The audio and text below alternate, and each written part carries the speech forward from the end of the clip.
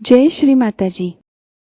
आज के सामूहिक ध्यान सत्र में उपस्थित सभी सहयोगी भाई बहनों का हार्दिक स्वागत है। ध्यान की शुरुआत कुंडलिनी चढ़ा के बंधन लेते हुए करते हैं।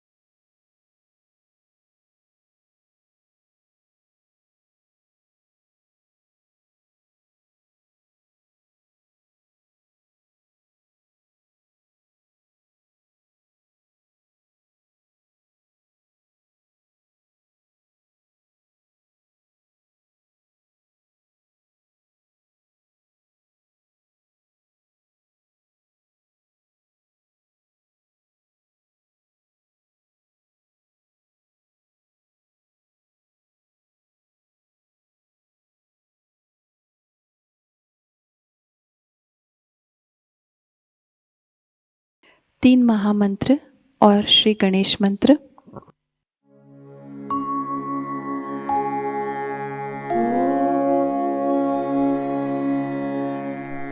त्वमेव साक्षात्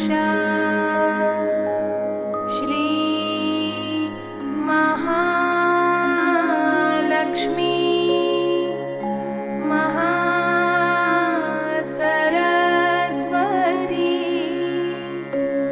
महाकाली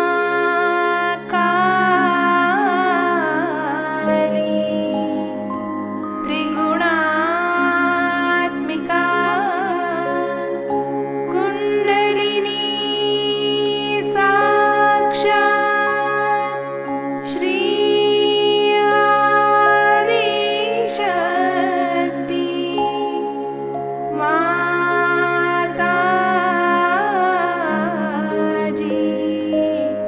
श्री निर्मला देवी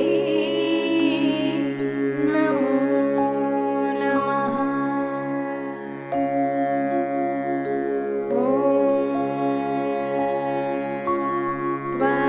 त्वमेव साक्षात् श्री कल्की साक्षात् श्री आदिशक्ति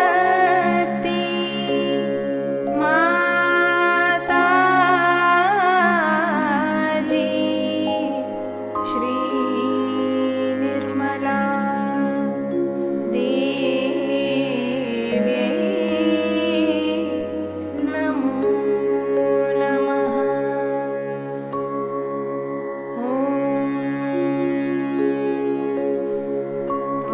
त्वमेव साक्षात् श्री कल्की साक्षात् श्री सहस्रार स्वामिनी मोक्षप्रदायिनी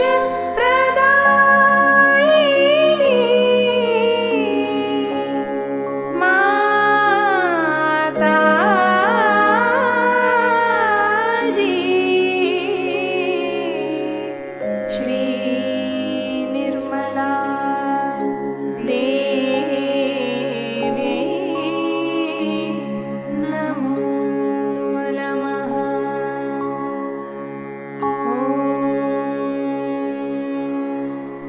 त्वमेव साक्षात् श्री गणेश साक्षात् श्री आदिशक्ति माताजी श्री निर्मला देवी नमो नमः।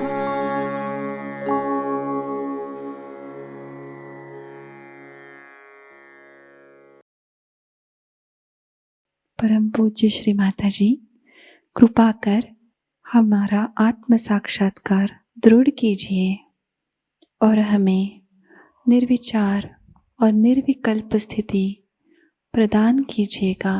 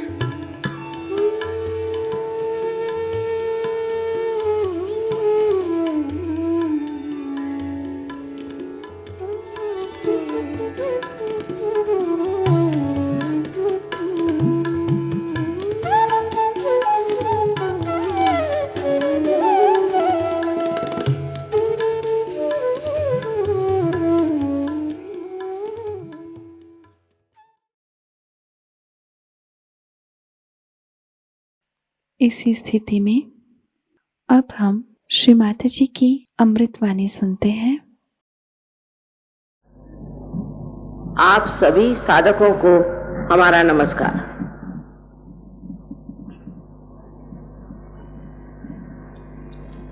सबसे पहले ये जान लेना चाहिए कि सत्य है वो अपनी जगह पर है, उसे आप बदल नहीं सकते, उसकी आप कल्पना नहीं कर सकते और न ही आप उसे जान सकते। इस मनुष्य धारणा में आप सत्य को जान नहीं सकते। इस उत्क्रांति में, इवोल्यूशन में आप इंसान बन गए, लेकिन आपने एकमेव सत्य को नहीं जाना।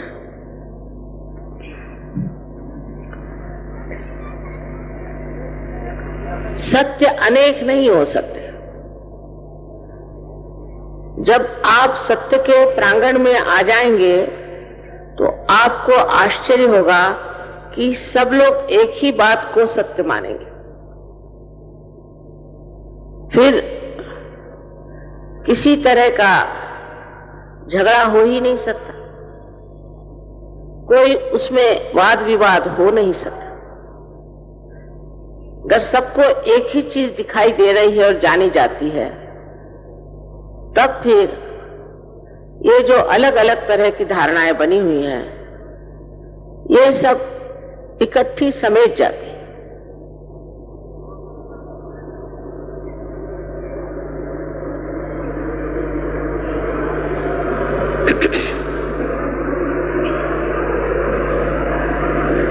सबसे पहले तो मैं आपसे जो कुछ कहना चाहती हूं उस पर किसी तरह से भी आप अंधी श्रद्धा न रखें।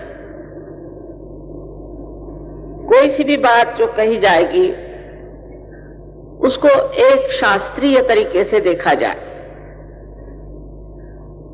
जो लोग कहते हैं कि परमात्मा नहीं है, उनकी कोई शक्ति नहीं है, उनके लिए यही कहा जा सकता है कि ये बड़ी अशास्त्रीय ढंग की बात है, घटिया बात है। क्योंकि अगर आपने अभी पता ही लगाए नहीं कि परमात्मा है या नहीं और आप ऐसे ही कहते रहे कि परमात्मा नहीं है, तो ये बड़ी अहंकार की बात है। कम से कम शास्त्रीयता से इसको पता लगा ले, अगर वो है तो फिर तो मानना होगा। इसी प्रकार जो कुछ भी आज आपके सामने मैं निवेदन कर रही हूं उसको आप पड़ताल लें, देख लें। अगर वो सिद्ध हो जाए तो एक ईमानदार इंसान के नाते आपको उसे मानना पड़े। क्योंकि ये जो सत्य है इसी से हमारे सारे प्रश्न छूट जाए। आपका जो व्यक्तिगत पर्सनल जो प्रश्न है वो तो छूट ही जाएगा, किंतु आपके समाज का, आपके देश का, यहां तक कि सारे विश्व के प्रश्न छूट सकते। इसका कारण यह है कि हम अपने अंदर की व्यवस्था को जानते नहीं कि परमात्मा ने हमारे अंदर कोई व्यवस्था बनाई है या नहीं। हम अपने को भी नहीं जानते। हाँ, कहने को हम कह सकते हैं कि ये मेरा घर है, ये मेरी मोटर है, ये मेरे बच्चे हैं। मेरे पर मेरा ये जिससे आ रहा है, ये मैं कौन? इस मैं को हम जानते नहीं। 3-4 किताबें पढ़ लेने पर सोचने लग जाते हैं कि हम बड़े जानकार हैं। किताब पढ़ने से जानना नहीं हो सकता, वो बुद्धि पुरस्सर है, बुद्धि में बैठता है। लेकिन बुद्धि से परे जो सत्य है उसको जानने के लिए आपको एक और छलांग मारनी है, और वो है आत्म साक्षात्कार। क्योंकि सत्य ये है कि आप शरीर, बुद्धि, मन, अहंकार आदि जो उपाधियां हैं वो नहीं है। इसी से आप परेशान और त्रस्त हैं कि आप उन्हीं को मैं समझे बैठे, किंतु आप शुद्ध आत्मा है। अभी तक ये कार्य विशेषता इस महाराष्ट्र में होता था, किंतु परंपरा ऐसी थी कि एक गुरु एक ही शिष्य को ये आशीर्वाद देता। सो इसी महाराष्ट्र में ज्ञानेश्वर जी जैसे बड़े महान संत हुए। उन्होंने अपने गुरु जो उनके भ्राता थे उनसे इजाजत मांगी, उनसे परमिशन मांगी कि किसी तरह से आप मुझे ये इजाजत दे दीजिए कि मैं जो अब ज्ञानेश्वरी लिख रहा हूं उसमें इसके बारे में लिखूं कि आत्मदर्शन कैसे होता। और उन्होंने अपने 6ठे अध्याय में बहुत साफ तरीके से कुंडलिनी का वर्णन किया। हालांकि कुंडलिनी का कार्य हजारों वर्ष से इस देश में होता है, लेकिन वो एक गुप्त तरह से था जो नाथपंथियों ने चलाया। उन्होंने 6ठे अध्याय में लिखने के बाद जो धर्म मार्तंड थे उनको तो कुंडलिनी के जागरण के बारे में या कुंडलिनी के बारे में कुछ भी मालूम नहीं था, तो उन्होंने कहा यह चीज निषिद्ध, जब उन्होंने कहा कि ये चीज निषिद्ध है, तो आम जनता जो है उसने सोचा कि भाई जो निषिद्ध चीज है उसे क्यों पढ़ा जाए, उसे क्यों जाना जाए। लेकिन उसके बाद 16वीं शताब्दी यहीं पर इसी महाराष्ट्र में अनेक साधु संत, हम लोग भूल गए उनको, उन्होंने यहां अपना खून सींचा और अनेक बार कुंडलिनी पर उन्होंने बताया। छत्रपति शिवाजी महाराज के गुरु रामदास स्वामी, उनसे पूछा गया कि ये कुंडलिनी का जागरण कितनी देर में होता है, तो उन्होंने कहा तत्क्षण, उसी क्षण होता है, किंतु लेने वाला चाहिए और देने वाला चाहिए। ये सारी बातें अब किताबों में रह गई और बाकी सब बेकार की बातें आज समाज में फैल रही हैं। वो इस तरह से फैल रही हैं जैसे कोई आग फैलती, और हमारे समाज का सर्वनाश इसी फैलती हुई आग से होने वाला है, क्योंकि हमारे पास सत्य का दीप नहीं है। हम देख नहीं पाते कि कहां हम जा रहे हैं, हमारा रास्ता कौन सा है, हम किस मार्ग पे अग्रसर हो रहे हैं। विशेषकर विदेशी लोगों पर का असर स्वतंत्रता के बाद हमारे ऊपर बहुत जोरों में आ गया। पहले तो हम अंग्रेजों से लड़ते रहे, तब तक हमारी संस्कृति के प्रति हमारी श्रद्धा रही और हमारे महान जितने भी नेता हुए उन्होंने भी उस संस्कृति का बड़ा मान रखा। आपको ये कहने में मुझे जरा भी हिचक नहीं होती कि भारतीय संस्कृति से बढ़ के संसार में कोई संस्कृति नहीं। इन बाहर के लोगों को म्लेच्छ कहा जाता था, ऐसा कहना है। जहां की एक बार ईसा मसीह कश्मीर में शालिवाहन राजा से मिले थे। शालिवाहन ने बाद में यहां भी राज्य किया, तो उन्होंने उससे पूछा कि भाई तुम कौन हो? ईसा मसीह ने कहा मेरा नाम है ईसा और मैं म्लेच्छों के देश से आया हूं, यही मेरा देश है, मुझे यही अच्छा लगता है। तो उन्होंने कहा कि राजा शालिवाहन ने कि भाई तुम उस जगह जाओ जहां म्लेच्छ रहते, यहां आकर तुम क्या काम कर सकोगे, तुम्हारा तो कार्य म्लेच्छों के बीच में है। और वो जब गए तब 3.5 साल बाद उनको क्रूस पे लटका दिया गया। म्लेच्छ का अर्थ है मल इच्छ, जिनकी इच्छा मल के ही ओर जाती। भारतीय संस्कृति पवित्रता को मानती, मनुष्य की पवित्रता अंदर बाहर होनी चाहिए। इस पवित्रता के सहारे ही हमारा यहाँ का संसार चलता था और इसीलिए पवित्रता का आदर किया जाता था। जो मनुष्य अपवित्र है और जो मनुष्य गंदे काम सिखाता है, ऐसे आदमी को हमारे यहाँ कोई स्थान नहीं था। तो ये मल की तरफ इच्छा जाने वाले जो लोग हैं, आज हम लोगों को क्या सिखाएंगे? इनके पास है ही क्या हमें देने के लिए? खुद अपना देखे तो पूरी तरह से इनका सर्वनाश होगा। आज मैं न जाने कितने देशों में घूमी, उनके अंदर जो बिल्कुल मूलतः जो पवित्रता का विचार होना चाहिए वो ही नहीं है। वो तो समझते ही नहीं, न जाने कैसी कैसी बातें वो निकालते हैं। छोटे बच्चों को मार डालते हैं, उनको पता नहीं क्या करते हैं, दुनिया भर के गंदगी मने नर्क से भी बदतर चीजें वो लोग करते हैं। उनसे हमें क्या सीखने का है? आजकल मैं देखती हूँ हर जगह हमारा भी वही हाल हो रहा है, हमारे बच्चे भी उनके तरह गंदे कपड़े पहन के घूमते हैं। गंदगी तो उनके जीवन का लक्ष्य ही है और उसी ओर जाते हैं, और हजारों वर्ष से हमने इनको म्लेच्छ कहा। इनसे कुछ सीखने लायक है। भारतीय संस्कृति के और फिर से आप मुड़िए। इसका मतलब मैं नहीं कह रही कि कोई धार्मिकता का वो झंडा लेके चले हैं, कुछ नहीं। धर्म अपने अंदर होता है, जब तक वो जागरूक नहीं होता किसी भी धर्म का नाम लेना बिल्कुल व्यर्थ बात है। कोई हिंदू हो, चाहे मुसलमान हो, ईसाई हो, कुछ भी हो, वो हर तरह का पाप कर्म कर सकता है। उसको कोई धर्म रोकता है? कोई रोक नहीं सकता।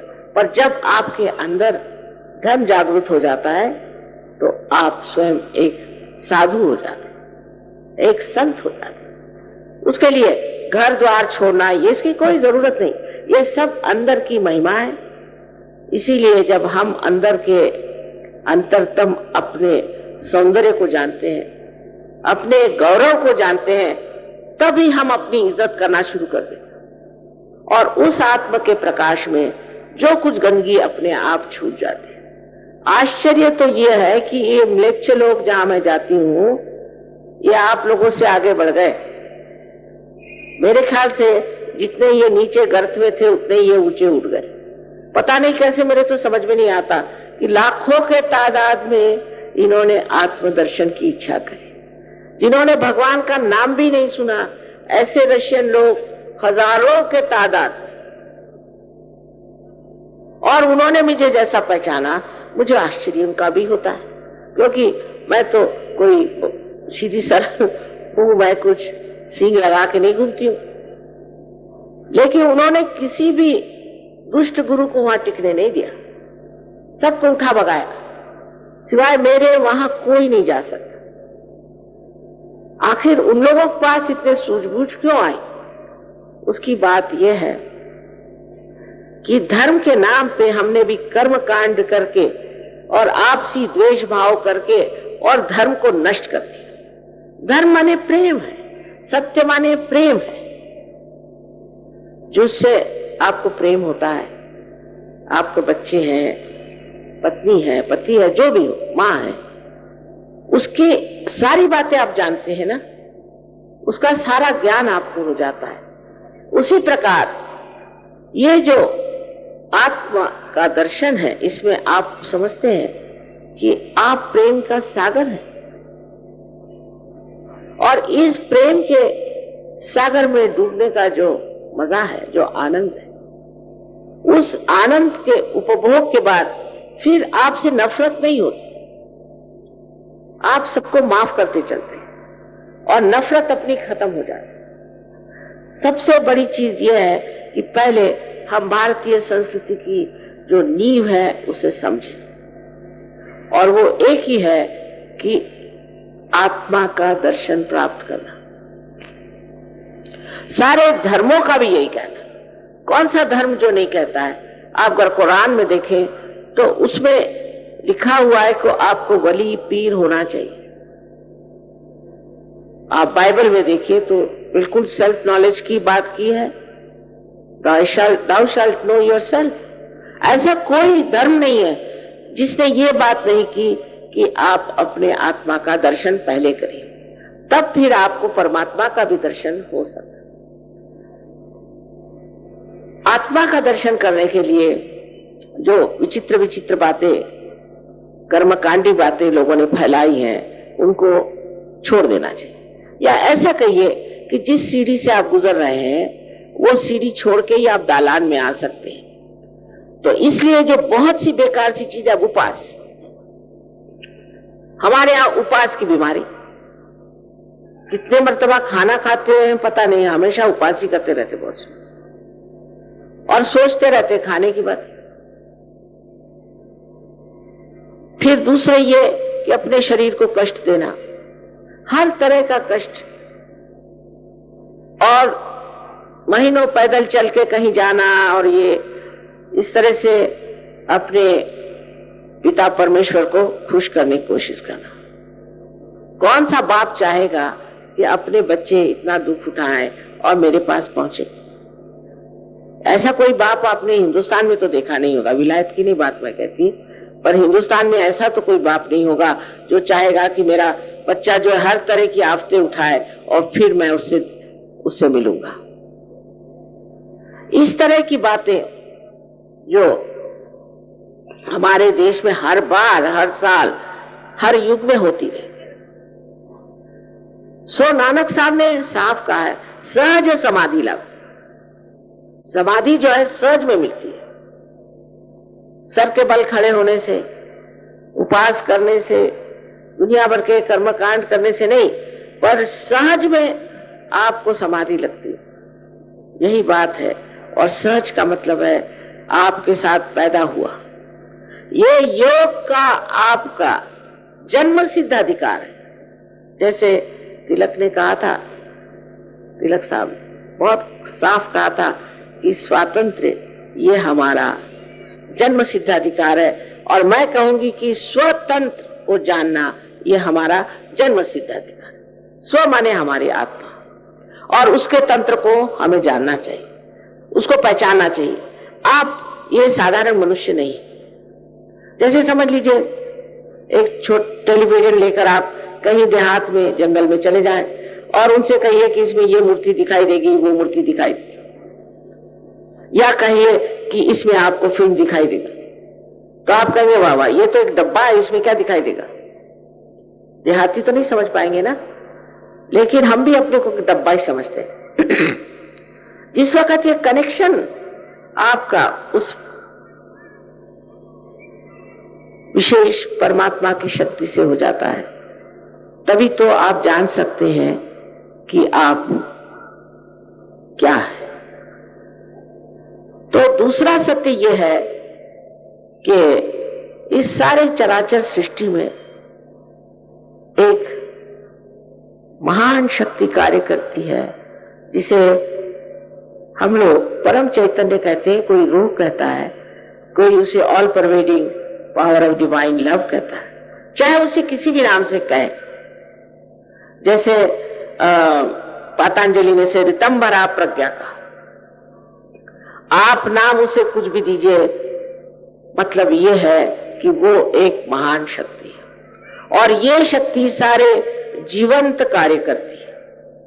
जैसे अब देखिए यहाँ इतने सारे फूल हैं, हम लोग सोचते भी नहीं कि कितना बड़ा चमत्कार है कि ये फूल एक बीज से निकले और तरह तरह के रंग और तरह तरह की खुशबू लेकर के संसार में आए। ये कैसे आए, ये कैसा चमत्कार घटित हुआ, किसी भी चीज के बारे में हम सोचते नहीं।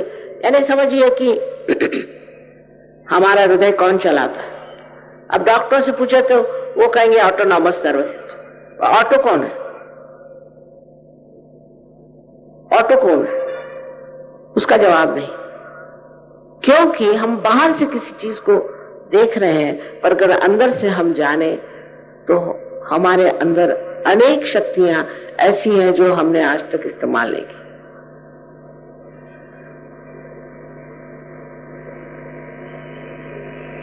अब आत्म साक्षात्कार में क्या होता है ये बता देना जरूरी है, हालांकि एक लेक्चर में सारी बात नहीं बता जा सकती।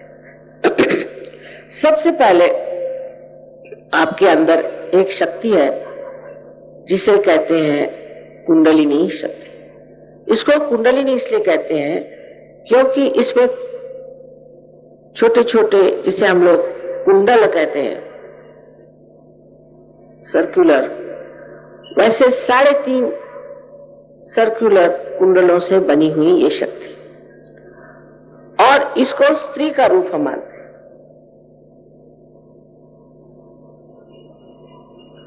इसको हम स्त्री का रूप मानते हैं क्योंकि ये आदि शक्ति का ही प्रतिबिंब है, रिफ्लेक्शन है। अगर परमात्मा की शक्ति आदि शक्ति है, यानी उनकी इच्छा, उनकी शुद्ध इच्छा, उनकी जो इच्छा है वही अगर हमारे प्रतिबिंबित है तो वो कुंडलिनी स्वरूप है। ये शक्ति हमारे त्रिकोणाकार अस्थि में है, जिसे मेडिकली वो लोग कहते हैं सेक्रम। सेक्रम का मतलब सेक्रेट। इसका मतलब कि ग्रीक लोग जिन्होंने नाम दिया है वो लोग जानते थे कि ये शक्ति हमारे अंदर सेक्रेट बोन में है। इतना ही नहीं, उनकी जो देवी है आदिशक्ति, उसको वो अथीना कहते हैं। अथ माने प्राइमोर्डियल, जो प्राइमोर्डियल मदर है उसका नाम अथीना रखा है। इतनी चीजें उनसे मिलती हैं। अगर आप कभी जाएं ग्रीस तो देखिएगा कि आपको आश्चर्य होगा कि हमारे शास्त्रों में ग्रीस के बारे में कितना कुछ लिखा गया। लेकिन ये सब होते हुए भी इसका ज्ञान आधा अधूरा ही लोगों में था, क्योंकि जो पाते थे वो प्यार के और आनंद के सागर में खो जाते थे। और लोग भी उस जमाने में ऐसे थे, इतने लोग कहां जो कि सत्य के खोज में आए। कबीर ने कहा है, कैसे समझाऊं सब जग अंधा। वाकई में यह हालत थी, कोई जानना ही नहीं चाहता था।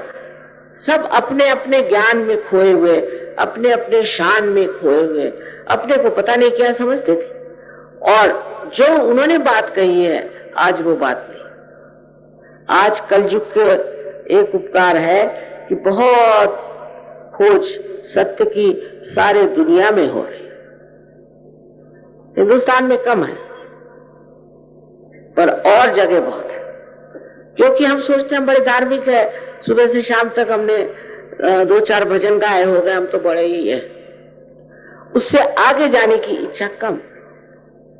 इस साल दूसरी बात है, पर इससे पहले तो मैं सोचती थी कि ये पूना है और शास्त्रों में इसको पुण्य पट्टनम कहते हैं। सारे महाराष्ट्र में सबसे ज्यादा पुण्यवान यही जगह है, लेकिन ऐसा देखती नहीं थी मैं। अब आश्चर्य होता है कि आप लोग इतने यहाँ आए हैं उस परम तत्व को पाने के लिए जिसके प्रकाश से आपका जीवन, सारे संसार का जीवन आलोकित हो सकता है। क्योंकि जो कुछ भी संसार के प्रश्न है वो अधिकतर मनुष्य की वजह से। हाँ, अभी किसी ने कहा कि तो फिर लातूर में भूकंप क्यों हुआ? यहां पर 3 साल मैंने भाषणों में कहा कि आपके यहां जरूर भूकंप होगा।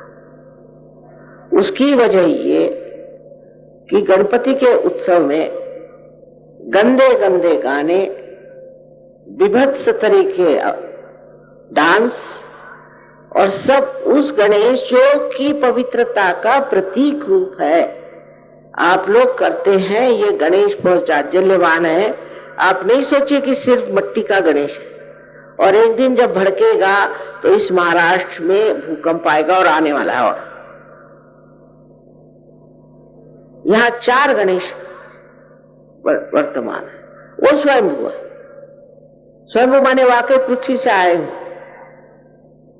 और आप उनमें जाके जब आत्म साक्षात्कार पे देखिएगा तो सब में से चैतन्य बहता। और वहां पर हमारे लोग गणपति की ऐसी विभत्स विटंबना करें सो गणपति नहीं सहन कर सकेंगे, वो बहुत जाज्वल्यवान है। और अब वही हुआ। एक लातूर ऐसा हमारा सेंटर था जहां मैं नहीं गई, और वहां पर ये बड़ा भारी भूकंप हुआ। बहुत दुख की बात है, क्योंकि चतुर्दशी के दिन के बाद गणपति विसर्जित करके सब लोग आए और शराब पी के नंग धुड़ंग होके नाच रहे थे, और सब गड़प होगा। और दूसरी आश्चर्य की बात है, आप पता करें कि एक भी सहयोगी के घर में जरा सी भी कोई ऐसी लकीर भी नहीं आई, और एक भी सहयोगी मरा नहीं। अब आप कहेंगे कि मां ये कैसे, आप जाके पता करें। जिस भगवान को आप बहुत मानते हैं, अब यहां भी मैंने देखा कि क्रीड़ा नगरी में गणपति वगैरह बनाए, सब कुछ किया। उनकी इज्जत तो करना जानते नहीं। क्या उनकी मूर्ति बना देने से या देखे ऐसे नमस्कार करने से हो जाता है? अगर आप वाकई गणेश जी को मानते हैं तो सबसे पहले जान लेना चाहिए कि आपके अंदर पवित्रता आनी चाहिए। वो चिर बालक और गणपति का विशेष आशीर्वाद इस महाराष्ट्र में। शराब तो इतनी महाराष्ट्र में चल पड़ी है कि रास्ते में आप देखिए, अगर किसी गांव में जा रहे हैं तो रास्ते पर लोग खटमल के जैसे पड़े हुए हैं शराब पी करके। शर्म आनी चाहिए।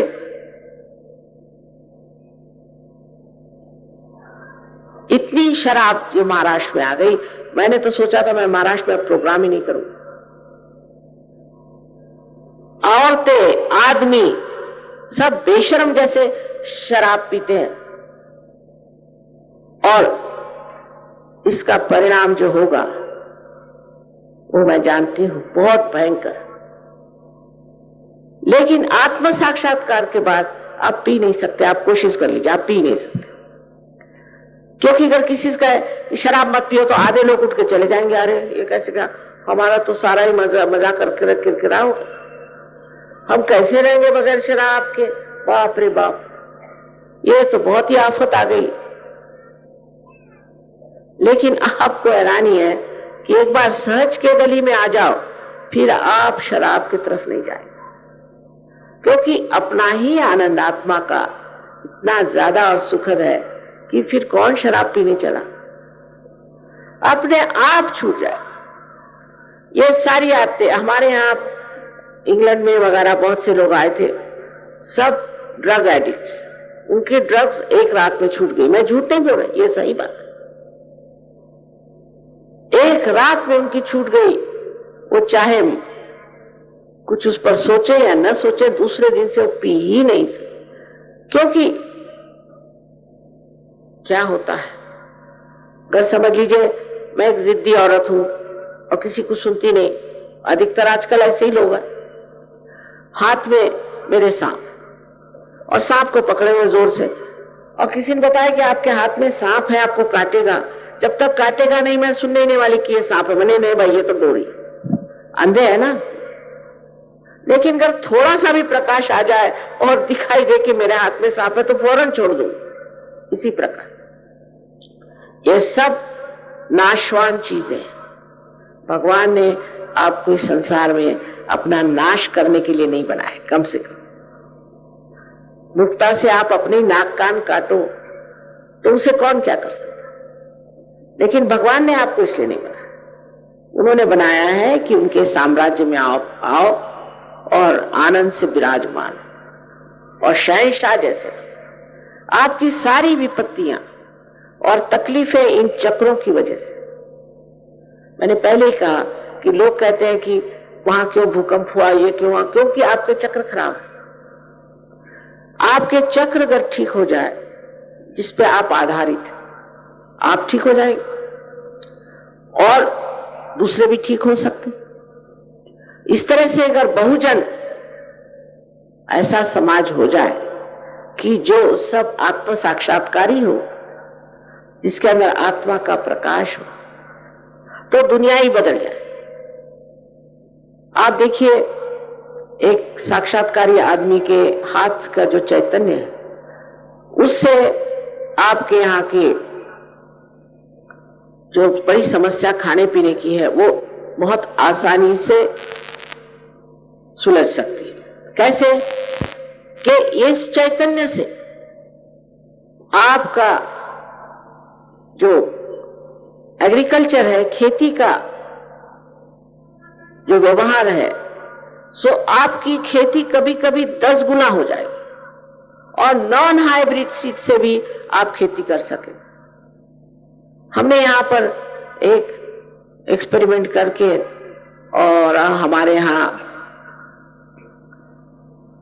एक सूर्य फूल बनाया। वो 2 फुट बड़ा था, 2 फुट उसकी सर्कमफरेंस नहीं, उसकी डायमीटर 2 फुट। और उसको देख करके फिर पेपर वालों ने भी छापा, कलेक्टर बाई ने भी माना, पर बस खत्म। उसके बाद कोई आया नहीं। अरे 1-2 पैसा भी नहीं उसके लिए खर्च करना, आपकी खेती बढ़ सकती है, आपकी हिंदुस्तानी गाय दूध दे सकती है, और इन दूसरे गायों से तो दूध पीना ही नहीं चाहिए। आप भी इन लोगों जैसे पगला जाएंगे। जैसे विदेश के लोगों को कोई रास्ता नहीं मालूम कहाँ चलना है और कहाँ नहीं जाना, उसी तरह आप भी हो जाएंगे।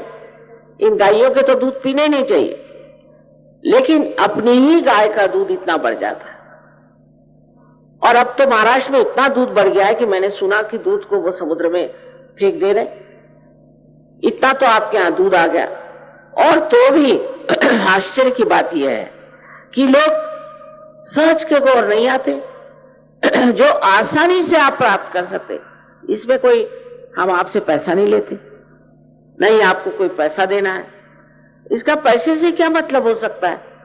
परमात्मा को क्या पैसा और आपके बैंक वगैरह मालूम है क्या? ये तो आपका सर दर्द है। आपको जब आशीर्वाद मिलता है तो सबसे पहले आप समझते हैं कि आपके हाथ में चैतन्य की लहरियां बही। कुरान में लिखा है कि जब क़यामत आएगा, जब तुम्हारा ऐसा समय आएगा कि पूरी तरह से आदमी बदल जाएगा, यही क़यामत, उस समय आपके हाथ बोलेंगे। ये मोहम्मद साहब ने लिखा है और आपके खिलाफ शहादत देंगे। ये मोहम्मद साहब ने लिखा हुआ। लेकिन कितने मुसलमान सहज में आएंगे या कितने हिंदू सहज में आएंगे, ये परमात्मा जानता है। उससे तो रशियन अच्छे, इन्होंने कभी कोई धर्म नहीं जाना, कभी भगवान नहीं जाना, कभी कृष्ण को नहीं जाना, राम को नहीं जाना, वो खट से सहज में आ गए और जम गए, सबके सब जम गए। ये कैसे हुआ? क्योंकि उनमें जड़वाद नहीं है, मटेरियलिज्म नहीं है। हमारे यहां तो जड़वाद ही भी खा गया, उसमें तरह तरह की गंदगियां आती है। आज जड़वाद ने हमारे देश को भी जकड़ लिया। मैं मानती हूं कि संसार में जो आप रह रहे हैं, आपको जीने के लिए भी बहुत कुछ करना पड़ता है, लेकिन सहज में आते ही आपके सामने लक्ष्मी खड़ी। लेकिन लक्ष्मी का स्वरूप समझना चाहिए, वो शराबियों के पास नहीं आती और जुगारियों के पास भी नहीं आती और जो बदतमीज इंसान होते हैं उनके पास भी नहीं आती। आपको अगर आप लक्ष्मीपति हैं तो दिखाई देगा कि आप लक्ष्मीपति। एक तबीयत बदल जाती और वो तबीयत कंजूसीपना और दूसरों को नीचे दिखाना छोड़ करके एक बहुत ही उदात ऐसी एक हस्ती, एक पर्सनालिटी बन जाती है। और उसका जो मजा है वो हजारों चीजें होने पर भी नहीं। फिर आप कला को समझते हैं, आप गरीबों को समझते हैं, आप सब चीज को समझते हैं और उनके लिए क्या भला है ये भी सोचते हैं। एक दूसरा ही जीवन शुरू हो जाता है और आपका जीवन भी खुशहाल रहता है, आपके घर में भी सौख्य रहता है। अब एक बात है, हम लोग शांति की बहुत बात करते हैं। आजकल तो बहुतों को शांति का अवार्ड भी मिलता है। अब इन लोगों को भी मैं जानती हूँ, कुछ मेरा नसीब ऐसा है कि ऐसे भी लोग बहुत मिलते हैं मुझे। उनके शांति कहां से होगी? वो तो इतने गुस्सैले लोग हैं कि उनसे आप बात नहीं कर सकते। उनके पास जाइए तो बीच में कुछ डंडा वंडा लेके जाइए, नहीं तो आप पे कब बिगड़े पता नहीं। और इनको शांति के अवार्ड मिलते। जिसके अंदर शांति नहीं, वो कौन सी शांति बाहर दे सकता है बताइए? आपकी शांति का स्थान अंदर है। तो कुंडलिनी के जागरण के वक्त उस स्थान पर, उस मौके पर आप पहुंच जाते। वो आपका मुकाम जहां आप शांत हो जाते हैं। वो इस प्रकार की एक विचार उठ के गिर जाए, दूसरा विचार उठ कर गिर जाए, आप हर समय नाचते रहते हैं, या तो भविष्य की ओर और या तो भूतकाल की ओर। सब विचार वहीं से आते हैं। वर्तमान में आप खड़े नहीं हो सकते। अगर आपसे कहा जाए इस वक्त आप वर्तमान में खड़े नहीं हो सकते।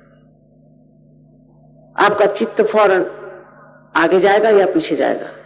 इस क्षण आप वर्तमान में खड़े नहीं हो सकते। लेकिन जब कुंडलिनी जागृत होती है तो ये विचार हट के लंबे हो जाते हैं और बीच की जो जगह है वहां आप स्थित हो जाते हैं। यही शांति का स्थान, जहां आप निर्विचार हो जाते हैं।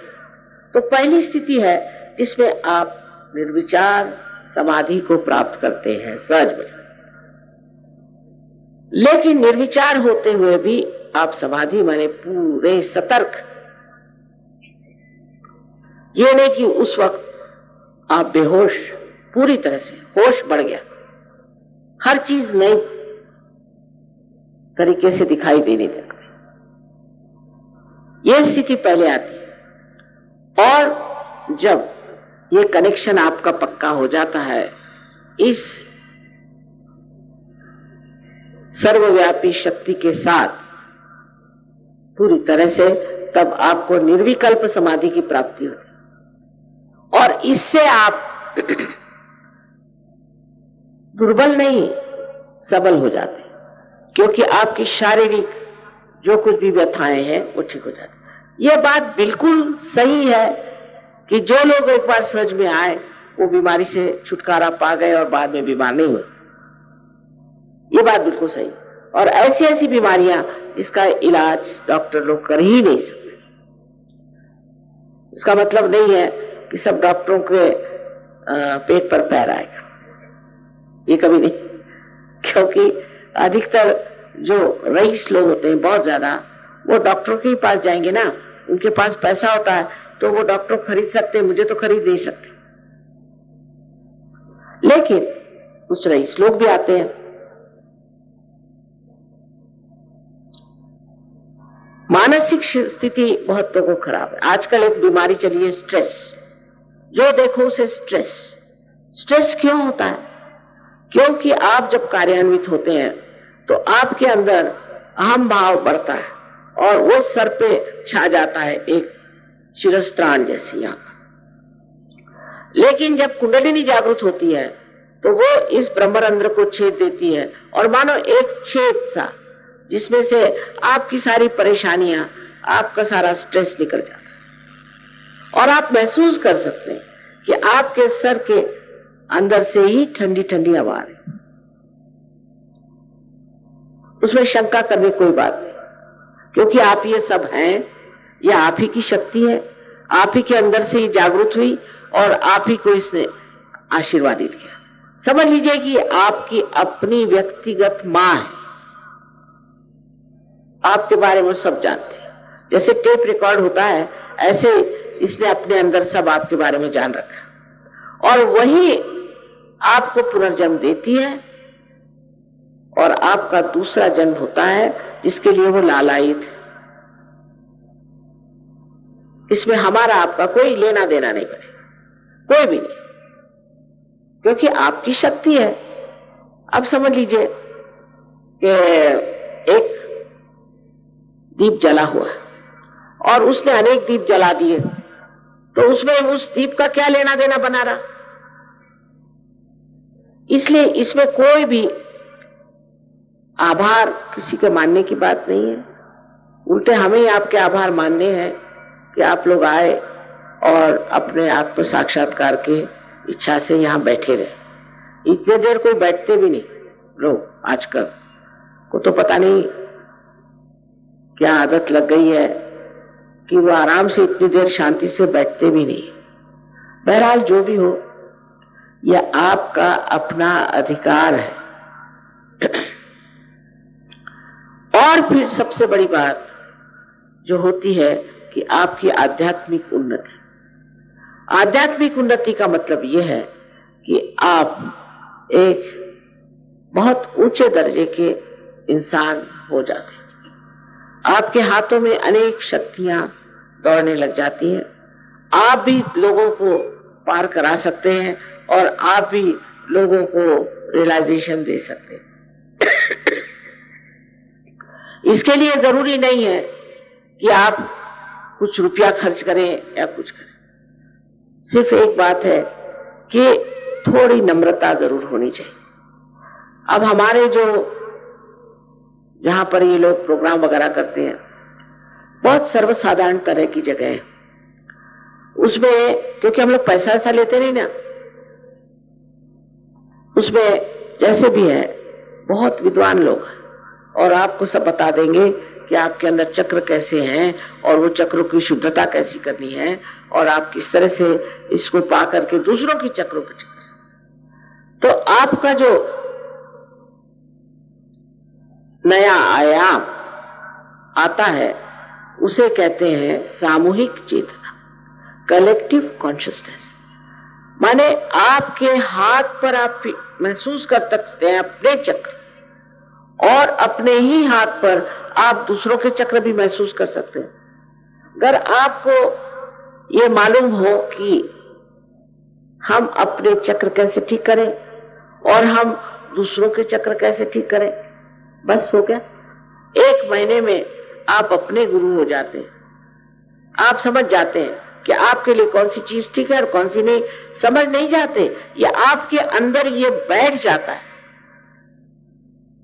जैसे कोई चीज है वो ठंडी है कि गर्म है, ये आपके नस नस में आप जानते हैं, आपके सेंट्रल नर्वस सिस्टम में आप जानते हैं। इसी प्रकार आप जान सकते हैं। सत्य को आप अपने उंगलियों पे, फिंगर टिप्स पे जान सकते हैं। ये आपके अंदर सब बना हुआ है। जैसे एक ये बना हुआ है इंस्ट्रूमेंट है, लेकिन अगर इसका कनेक्शन मेन से नहीं हुआ तो ये बेकार है। इसी प्रकार आपकी भी कोई विशेष हस्ती नहीं है, पर जब उस परम चैतन्य की शक्ति से एकाकारिता साध्य होती है, तब आश्चर्यचकित आप होंगे कि आप हैं क्या। आपको अपने बारे में कुछ कल्पना ही नहीं है, और उस बार जो आपको एक चैन, शांति, यहां तक ऐसा आदमी बहुत कार्यशील हो जाता है, डायनामिक, और उसी वक्त वो बहुत ज्यादा भी प्रेमी, मोहब्बती, कंपैशनेट हो जाता है। उसके आगे सिर्फ एक ही बात रहती है कि मैं किस तरह से सबका भला कर सकूं। बड़ा आनंद। इसके लिए कोई किताबें पढ़ने की जरूरत नहीं है, कुछ नहीं है। बहुत से लोग कहते हैं मां आपकी किताब दे दो, मत पढ़ो। एकांत पहले आत्म साक्षात्कार को प्राप्त करके और उसको पूरी तरह से जमा लो, एस्टैब्लिश करो, उसके बाद पढ़ो। कबीरदास जी ने कहा है, पढ़ी पढ़ी पंडित मूर्ख भये।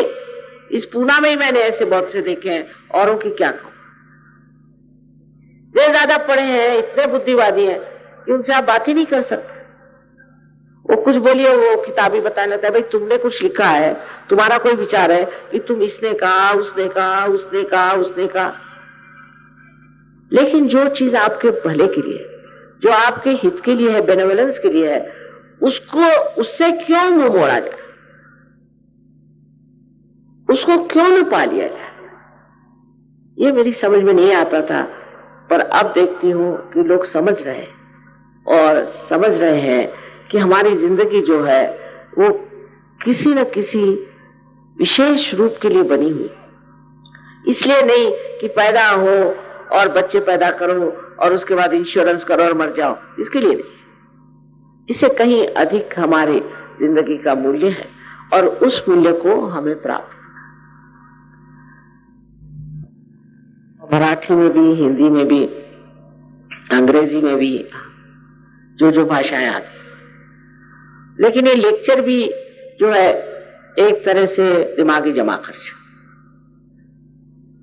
जब तक आप उस परम तत्व को प्राप्त नहीं करते, तब तक सब बेकार। इसलिए आप अपने अंदर ये इच्छा रखें, शुद्ध इच्छा इस वक्त रखें। एक ही है शुद्ध इच्छा, बाकी तो अशुद्ध है। क्योंकि कोई सी भी इच्छा करो, आज किसी ने इच्छा करी कि मैं एक मोटर खरीदी मोटर, कुछ नहीं, फिर मुझे घर चाहिए, फिर घर मिल गया तो अब मुझे एरोप्लेन चाहिए, एरोप्लेन नहीं तो फलाना चाहिए। वो अंत ही नहीं होता। इसका मतलब आपकी जो इच्छा थी नहीं, वो आपकी इच्छा ही पूरी नहीं होती। इकोनॉमिक्स में कहा जाता है ना कि wants are not satiable in general, वही बात है। तो वो कौन सी वांट है, वो कौन सी डिजायर है जो संतुष्ट होती है? वो शुद्ध इच्छा, इस परम चैतन्य से हमारी एकाकारिता साध्य। और फिर उसके बाद स्वयं आप देखिएगा कि जिसे हम चमत्कार कहते हैं, हजारों चमत्कार होंगे। और आप मुझे लिखकर भेजते हैं कि माँ ये हो गया, फिर ऐसा हो रहा था तो मैं पता नहीं कैसे मैं बच गया, फिर ऐसा हुआ, फिर वैसा हुआ। यानी इतना लिखा है लोगों ने। पहले हमने सोचा था चलो किताब ही छाप दें, तो अब वो किताब के उसके तो वॉल्यूम्स छापने पड़ेंगे। मैंने कहा छोड़ो, काहे को छापना, लोगों को अनुभव ही करने दो इसको, ये आप कितने सुंदर हैं, आप कितने गौरवशाली, और आपकी कितनी विशेषता है, इसको खुद ही जानो। जब तक आपने अपने अंतरतम को जाना नहीं, और जब तक बाह्य से ही उसको जानते रहे, तब तक आप समझ ही नहीं सकते।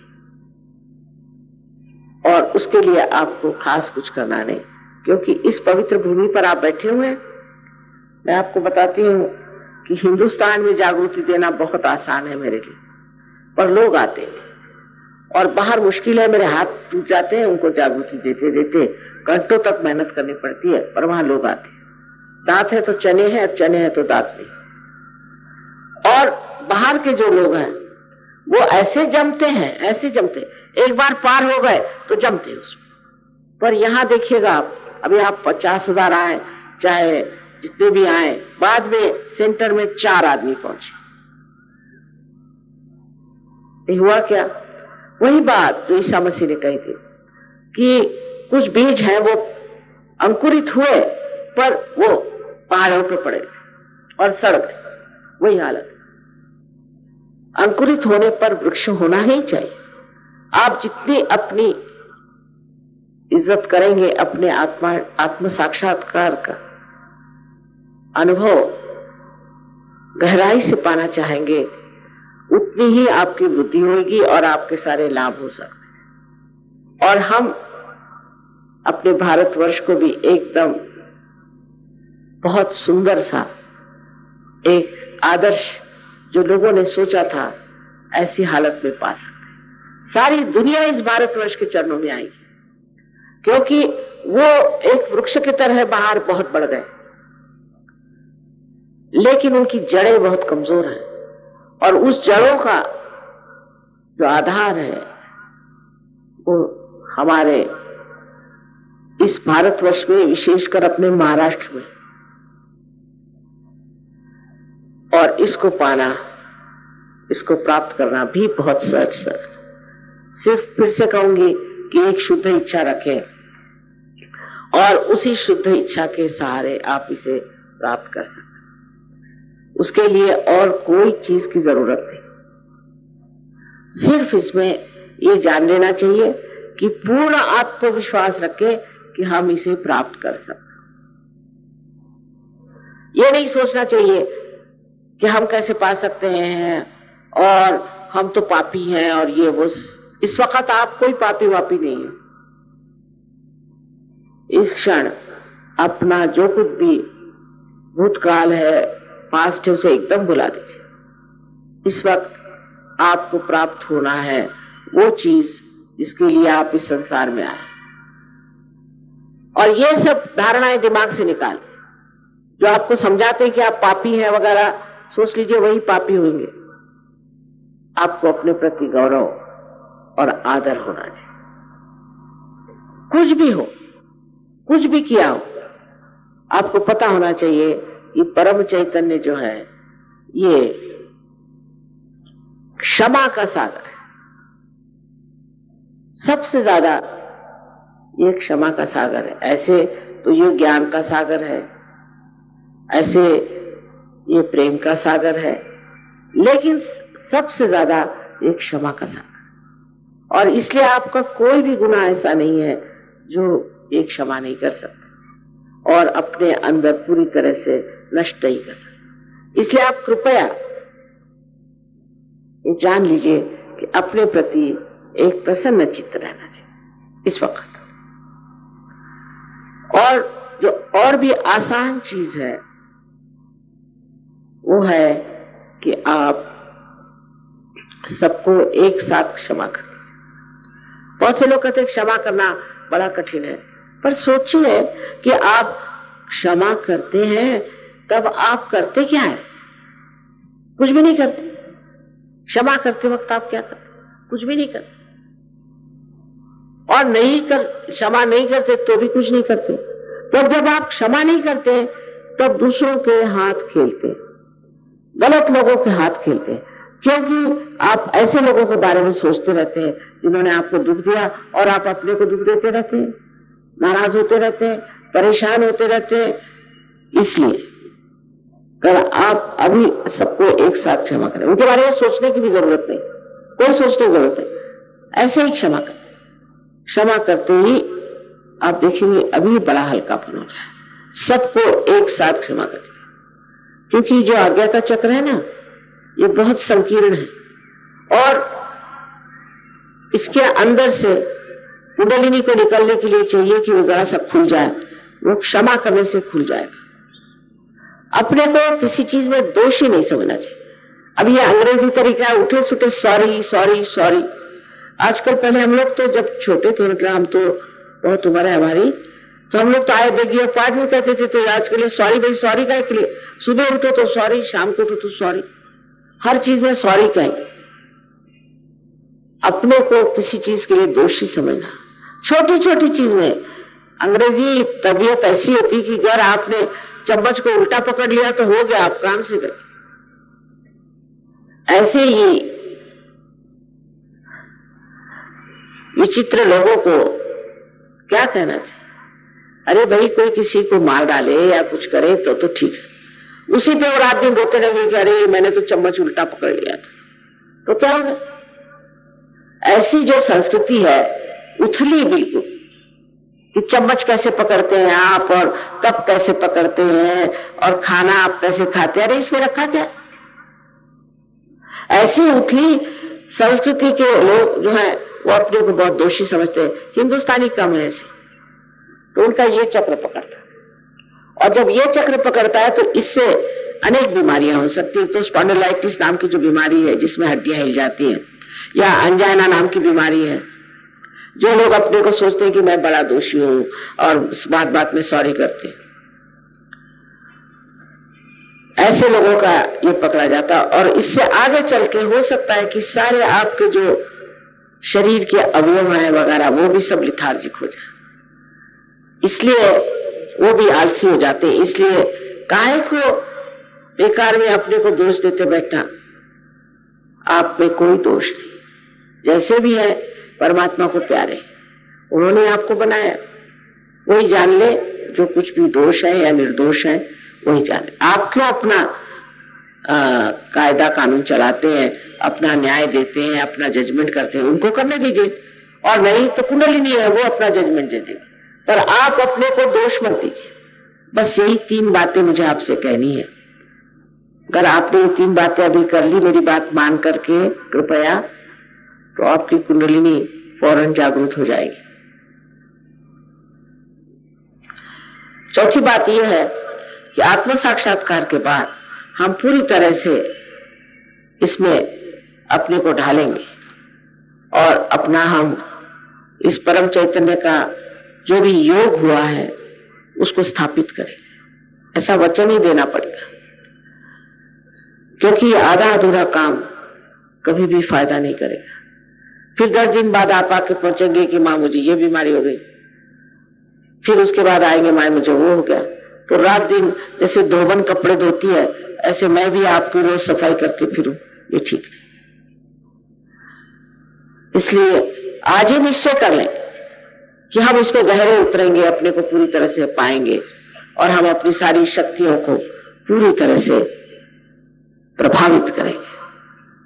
क्योंकि मैंने कहा है कि परदेश में जो हुआ है वो एक शुष्क पेड़ की तरह बढ़ रहे है और उसका पानी इस देश में है, यहां आपके पास, इसे आप प्राप्त करें।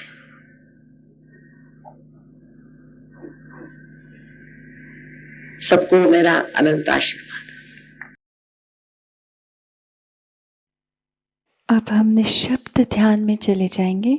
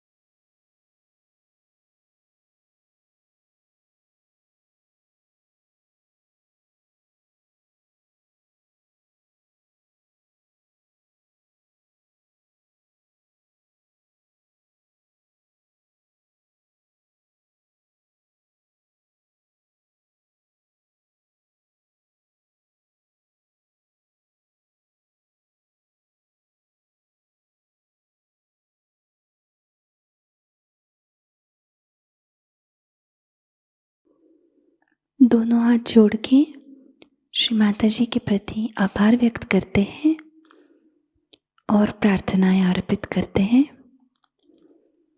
परम पूज्य श्री माता जी, आज का सामूहिक ध्यान हम आपके श्री चरणों में समर्पित करते हैं।